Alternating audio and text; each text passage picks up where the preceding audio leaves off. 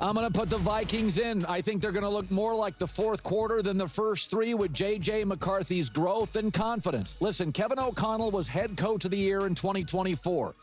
GM and Kevin got extensions. Flores, in my opinion, the best defensive coordinator. Listen, that start on Monday was the first competitive football J.J. McCarthy had played in 600 days. It took a couple of quarters to shake the rust off. Christian Darrisaw, the great left tackle, is coming back soon. I like their roster. I like them organizationally. I think after Kansas City, there's an argument it's the best coaching staff in the league. I have the Vikings at 10. Number 9. Tampa Bay. Yes, Baker Mayfield. They've won 7 of their last 8 regular season games. And remember, going to a division rival, Atlanta, is a tough ask. And they didn't have Tristan Wirfs, their best offensive lineman. They didn't have wide receiver Chris Godwin. And Ime Udoka is going to be a star as a rookie. So Baker's not only got Mike Evans, now he's got a sensational rookie. Again, I think as long as you have Baker and Todd Bowles, the complement of a confident high-end quarterback and an excellent defensive mind in a pretty weak division, I have the Bucs in my top 10 here at 9. Number 8. The Commanders didn't score a lot, but 432 yards of offense. Deebo Samuel, we said he's a great chess piece, was used efficiently, led the team in receiving yards in his debut. We know Terry McLaurin's going to get better week after week. And no defense allowed fewer points in week 1. They spent some money on it. The Giants, there were no crevices to run between the tackles. They were 5-1 in games decided by 3 or less, so we know they can be good in close games. I have the Commanders at 8. Number 7. The Chiefs. Then it gets real tight. Listen, they were 0 for 7 on third down in the first half against the Chargers. They had a bad first quarter. The receiving room right now, Worthy's hurt. Rashee Rice out for 6 games. They're still reworking the offensive line. I think they'll be fine. I think they're a playoff team, but they're going to, we said going into it, okay, they'd won 17 straight one-score games. If they could go 8-3 this year in one-score games, it would be phenomenal. But they're a home dog against the Eagles and should be. So they're going to be fine. They got to get the receiving room right.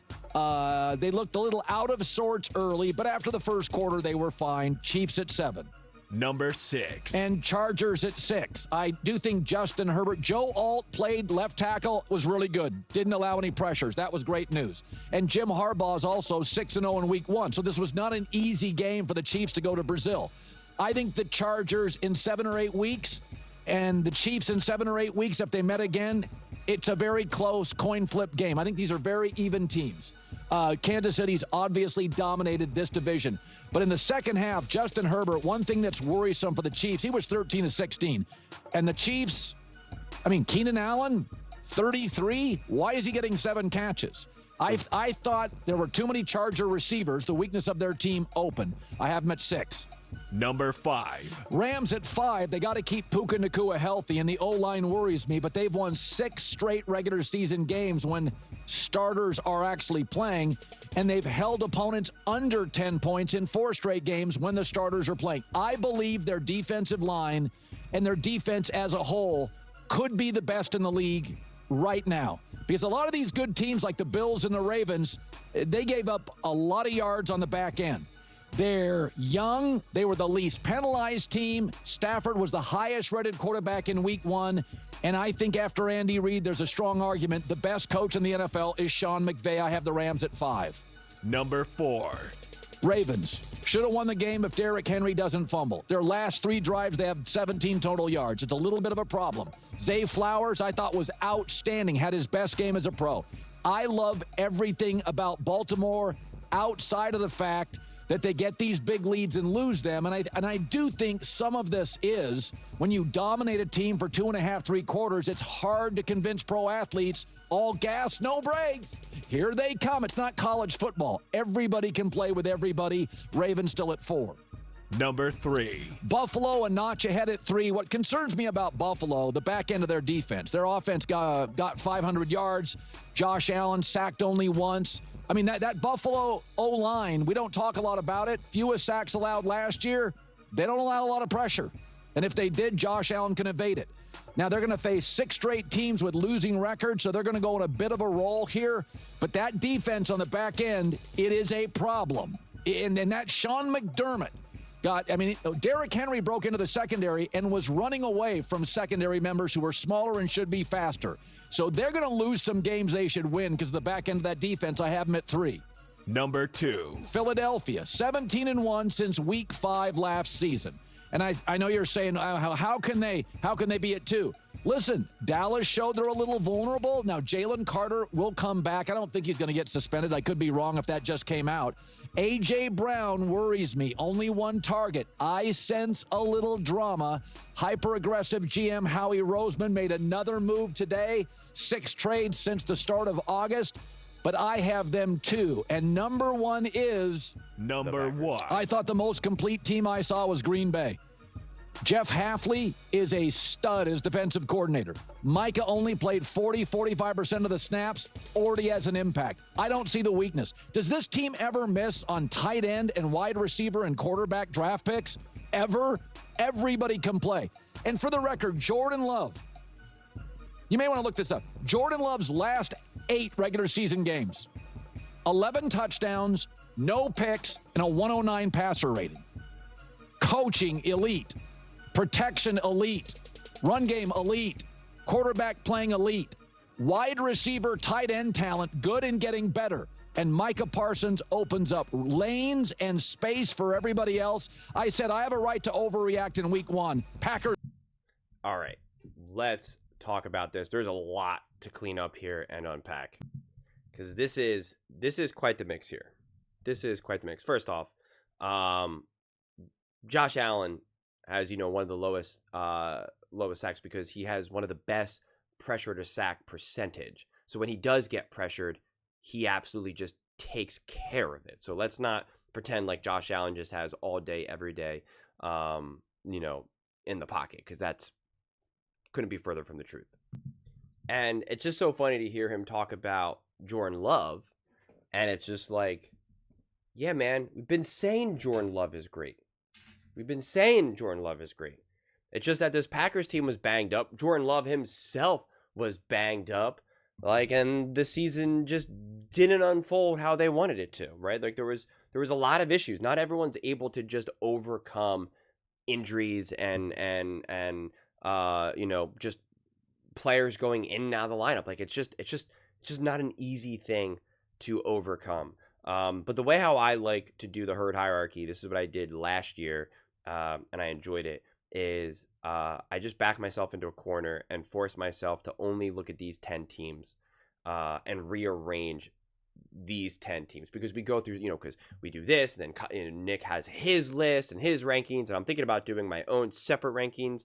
And so I'm playing around with different ideas right now. Same thing with quarterbacks as well. But I did like last year how we did it, where we just kind of rearranged it. There's just I don't even have the top 5 the same way right now. There's just no way. I got the Eagles number 1 because I think they played incredibly complete. And again, I think when you look at how everyone else played throughout the weekend, because the Eagles played first. When you look how everyone else played over the weekend, the Eagles game aged even better. Jalen Hurts, for adjusted completion percentage, was 100% the only quarterback in the NFL. He was the most accurate quarterback in the NFL week 1. And he didn't even really need to target Devontae or A.J. Brown, and didn't need a massive game from Saquon Barkley. And it was against a division rival, Dallas Cowboys. And it was the first game of the season. When you look all around the league, how other teams played, what the Rams were able to do, what the Chiefs were able to do, the Chargers, the Commanders, the Bucks, all these teams, you're like, that looks really good. Okay, that looks really good. And the defense, there's a lot of new faces there. And week 1, they lost Jalen Carter, obviously, and they completely held their own against a seasoned veteran in Dak Prescott, C.D. Lamb, Pickens. Those are some dudes. Let's not pretend like that's not, those aren't some dudes that they have to kind of, reconcile with. Then I got the Ravens number 2. What the Ravens did offensively was the most impressive thing that I probably saw all weekend long, outside of Josh Allen's individual performance against the Baltimore Ravens. And it's interesting because we're talking about these two team defenses, and that made me laugh because it's like, well, the Baltimore Ravens were going up against Josh Allen, and the Buffalo Bills were going up against Lamar Jackson. So it's just like, they both gave up a ton of points, and that is concerning, right? My concern about the Buffalo Bills is, man, you couldn't stop the Ravens.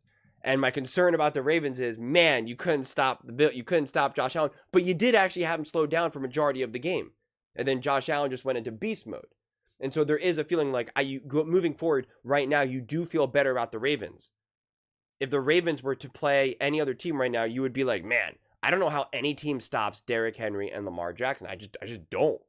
I really don't, and I'm fascinated to see how this continues to evolve. And again, when I'm doing these rankings, I'm not trying to predict who's going to be the best team by week 17, week 18. I'm not trying to predict, well, we'll see in the playoffs. Like, I'm not doing any of that right now. I do not care.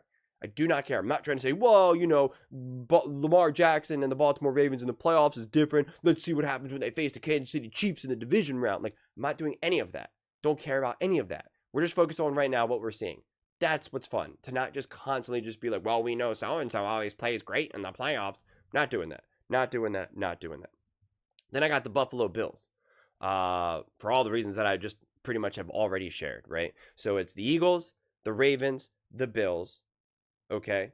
Then I have the Packers, because I think they are incredibly complete. I think, listen, that the Detroit Lions were disconnected that whole game. It's a combination between Jordan Love and the Packers and Matt LaFleur being great and being awesome. And I told you that defense was great even last year. I don't know why people were pretending like it wasn't. And I don't know why people are also now still trying to figure out, is Jordan Love a good quarterback? The answer is yes. Yes, he is. But it was a great win again against a division rival. But I think that Detroit Lions team is potentially in trouble. They have a great roster, but without coaching, it just doesn't look good. It just doesn't look right. And again, there was a combination between the Packers, but also the coaching for the Lions. So you have to keep that in perspective. So I got the Packers at 4.